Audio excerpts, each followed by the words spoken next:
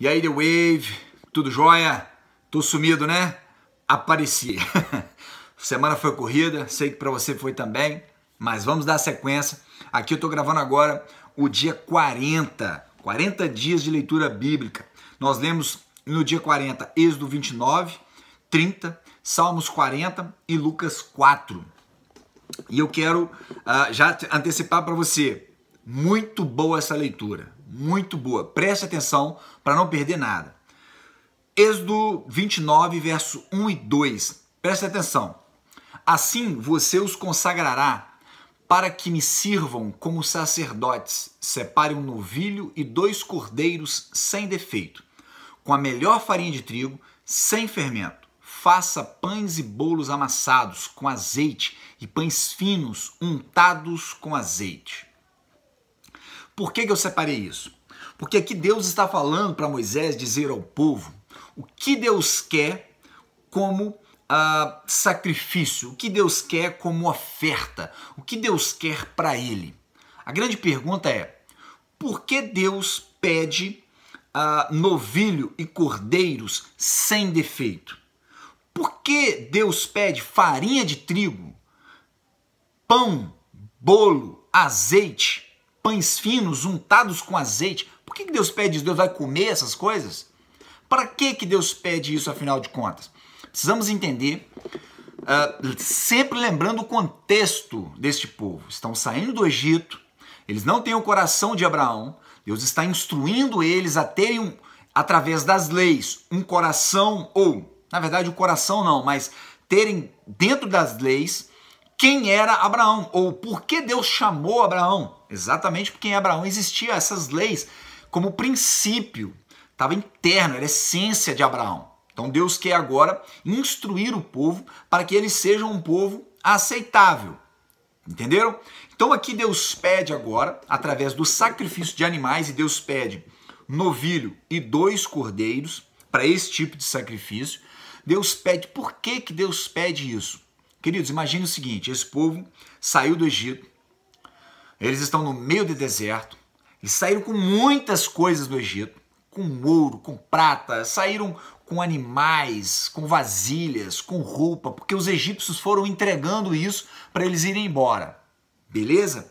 Então agora eles estão no meio do deserto, reclamando com Deus sobre várias coisas, e Deus vem e fala assim, Jonathan, você tem mulher, 2 filhos, você tem aí alguns animais, um gado, você tem aí alguns pombos para comer, eu quero que você me dê o melhor. Eu quero que você separe o melhor novilho que você tem e 2 cordeiros sem defeito.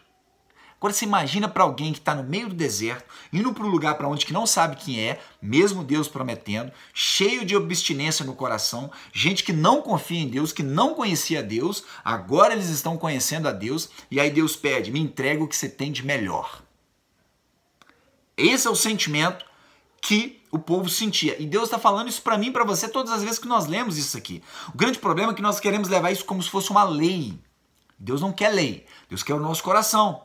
Então Deus está falando, Jonathan, separe o que você tem de melhor.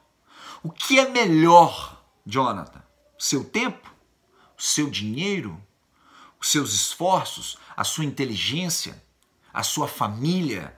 O seu carro? A sua casa? Eu quero o melhor, porque eu sou um Deus que supre. O que você acha que é a sua segurança, que é o seu benefício, que é o seu melhor, não é. Eu sou, Deus está falando. Então Deus pede isso para ele. Só que Deus não termina por aí. Deus fala, olha, eu quero também farinha de trigo. Queridos, nós precisamos entender aqui. As estações, no local onde eles estão, Egito e indo para a Palestina, Canaã, eles têm ali as estações bem definidas. Então, eles têm o tempo de plantar e o tempo de colher. Aqui, nessa época, não existia a indústria alimentícia que faz, em vários tempos, colhermos todo tipo de alimento, de fruta, de legumes. Não. Eles tinham as estações e eles tinham que respeitar as estações. Então, no tempo do trigo, Deus fala, eu quero a primícia. Eu quero o melhor. Ou seja, você vai lá, planta, espera toda a estação, colhe e Deus fala, o melhor é meu. A primícia é o milho vindo para gerar o trigo, é o milho vindo um pouquinho antes do tempo. Então, é o que há de mais nobre da planta, é o que há de mais nobre dos milhos e do trigo, é o que há de mais nobre. Aqui eu estou falando trigo, mas também o milho, a cevada, tudo que eles colhem. Deus fala, eu quero a primícia, ou seja, a primeira colheita.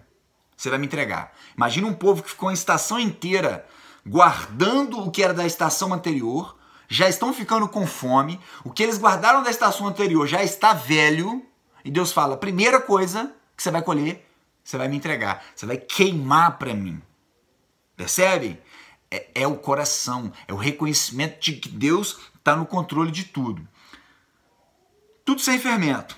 Para quê? Lembrarem da libertação, da Páscoa, da libertação no Egito.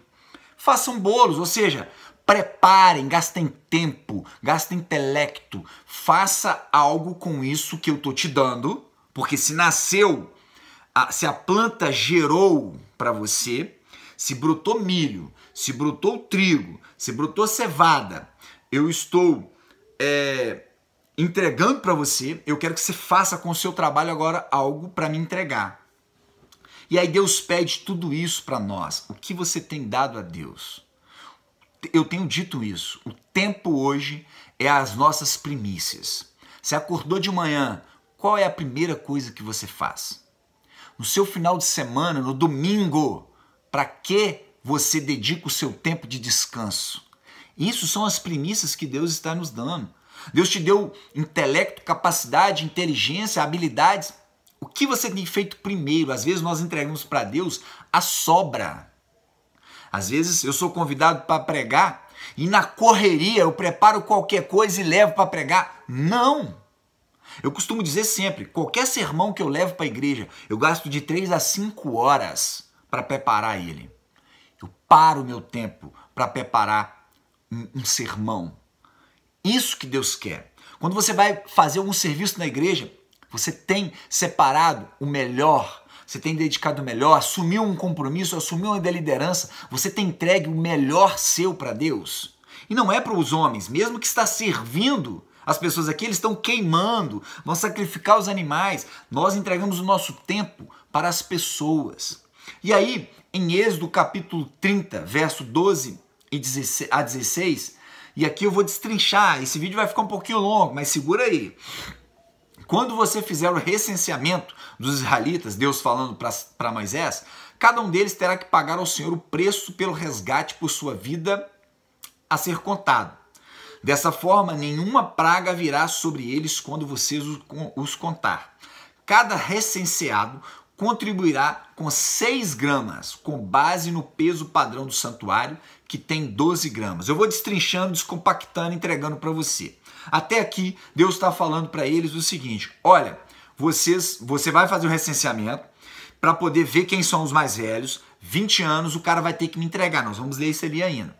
Mas, para o resgate da sua vida, ou seja, nós estamos entregando em resgate, é um agradecimento pelo resgate das nossas vidas. Dessa forma, desta forma, nenhuma praga virá sobre eles quando você os contar. Cada recenseado contribuirá com 6 gramas de ouro. Por que isso? Por que isso? Lembra que eles saíram com muitas coisas do Egito? Saíram com ouro. Lá na frente nós vamos ver Jesus pagando impostos. E quem pagou imposto lá em Jesus foi só Jesus e Pedro. Por quê? Porque eles tinham acima de 30 anos. Os outros tinham abaixo de 30 anos. Ou seja, existia uma idade para se pagar um tipo de contribuição. Aqui Deus está pedindo a contribuição. Continuando. Os 6 gramas são uma oferta ao Senhor. Todos os alistados da idade de 20 anos para cima darão ao Senhor essa oferta. Nesse caso, 20 anos. Então, todos acima de 20 anos vão contribuir. Por quê? Porque tem ciência. tem consciência, tem trabalho, tem esforço e sabe o que aconteceu com eles na saída do Egito. Os ricos não contribuirão com mais, nem os pobres darão menos que 6 gramas, quando apresentarem oferta ao Senhor como propiciação por sua vida. Aqui nós vemos o que hoje muito se discute. Deus está falando, os ricos não vão contribuir só porque são ricos. Não vai contribuir a mais, vai contribuir a 6 gramas. E nem o pobre vai deixar de dar 6 gramas, porque é pobre. Não, Deus nivela, Deus equaliza todos nós. E isso mostra o quanto Deus não está preocupado com o valor, Deus está preocupado com o coração. Porque se para o pobre é difícil dar 6 gramas, para o rico também é. Porque, via de regra, o rico é avarento. E o avarento quer reter tudo e não distribuir nada. Beleza? Continuando. Receba dos israelitas o preço da propiciação e use para o serviço da tenda do encontro. A propiciação é aquele sacrifício do animal em favor para absolvição ou remissão dos pecados do homem. Então eu sacrifico um animal, isso é uma propiciação. Será memorial perante o Senhor em favor dos israelitas para fazerem propiciação de suas vidas. Então, queridos, aqui é coração. Não é lei. Aqui para eles eram leis. Por quê? Porque eles não tinham coração e não conheciam o Senhor. Para nós não. Para nós conhecemos o Senhor. Nós conhecemos os grandes feitos do Senhor. Nós temos a palavra do Senhor bem aqui registrada para lermos e meditarmos sobre ela. Então, hoje para nós precisamos fazer isso em memória, em agradecimento, como oferta. Tem que ser para nós um privilégio e não um sacrifício. E eu não estou falando de valor, não é quantidade, queridos, mas é o que é primícias. Também não é que seja um sacrifício, não. É primícia, eu tenho prazer de entregar. Tá bom? E o salmista vai falar pra gente no capítulo 40, 4, 6 e 7. Como é feliz o homem que põe no Senhor a sua confiança e não vai atrás dos orgulhosos, dos que se afastam para seguir deuses falsos. E queridos, muitas das vezes nós imaginamos que quando a Bíblia fala no Velho Testamento de deuses falsos, nós estamos falando de imagem, não é de imagem. Deuses pode ser o seu esposo, sua esposa, seus filhos, o dinheiro, a sua casa, o seu carro, o seu tempo, a sua saúde. Tem pessoas que são hipocondríacas, acreditam que ir ao médico e tomar remédio é a segurança por uma vida longa. É Deus. Ou seja, os artifícios ou os benefícios da modernidade, medicina e farmacêutica, passam a ser um Deus. Ele passa a depositar naquilo a sua confiança. Que são deuses falsos? Onde você coloca a sua confiança. Colocou a sua confiança, é um Deus para você. E Deus está falando aqui através do salmista, linkando no que lemos pelo Êxodo. Entregue ao Senhor. Sacrifício e oferta não pediste, mas abriste os meus ouvidos. Holocaustos e ofertas pelo pecado não existe. O salmista já está apontando para Jesus. Oferta, sacrifício, material, isso não é o que Deus exige. Mas o que Deus quer é o coração. Então disse, aqui estou, o salmista fala no verso 7. Aqui estou, eu sou o sacrifício. No livro está escrito a meu respeito. E aí Lucas 4, já estou concluindo, verso 17 a 21, foi-lhe entregue o livro do profeta Isaías. Jesus acaba de sair do deserto, ele entra na sinagoga, vai ensinar, alguém dá a ele a oportunidade de ler a palavra de Deus, porque era assim, dava oportunidade para os mestres, e dão a Jesus a oportunidade de ler algo na Bíblia. Jesus vai lá, encontra o lugar onde está escrito, Isaías 58, Isaías 61, o Espírito do Senhor está sobre mim. Lá em Isaías, está sobre ele. Jesus está jogando para cima dele o Espírito do Senhor. Percebe? Ele está cumprindo o que foi dito. Era para quem estava ali perceber. Como hoje nós dizemos para você, Jesus voltará. Está breve a volta de Cristo. E você diz, não é bem assim. Fica atento. Jesus está falando. Porque ele me ungiu para pregar as boas novas aos pobres. Ele me enviou para proclamar liberdade aos presos e recuperação da vista aos cegos, para libertar os oprimidos, para proclamar o ano da graça do Senhor. Ele começou a dizer-lhes, hoje se cumpriu a escritura que vocês acabaram de ouvir. Jesus está falando, o que vocês sempre leram em Isaías se cumpre hoje. E Isaías disse o que o Messias faria. Isso que é o mais impressionante, como as pessoas não enxergam. Isaías disse que o Messias viria e ele iria pregar as boas novas, ele iria proclamar liberdade, foi tudo que Jesus fez, ele iria liberdade aos presos, ele iria recuperar as vistas dos cegos, e isso não, até esse momento, hoje nós sabemos que Jesus está falando de uma visão espiritual, beleza? Mas lá na época eles não entendiam assim, imaginavam que eram cegos, e de fato Jesus curou cegos. Em outra passagem, Jesus vai falar que curou pessoas de lepra, e Jesus curou pessoas de lepra, que ele ia curar coxos, e Jesus curou coxos. Percebe? Libertar os oprimidos e proclamar o ano da graça do Senhor. Queridos, Jesus está voltando e em breve estará nos buscando. Amém? Próxima leitura, dia 41.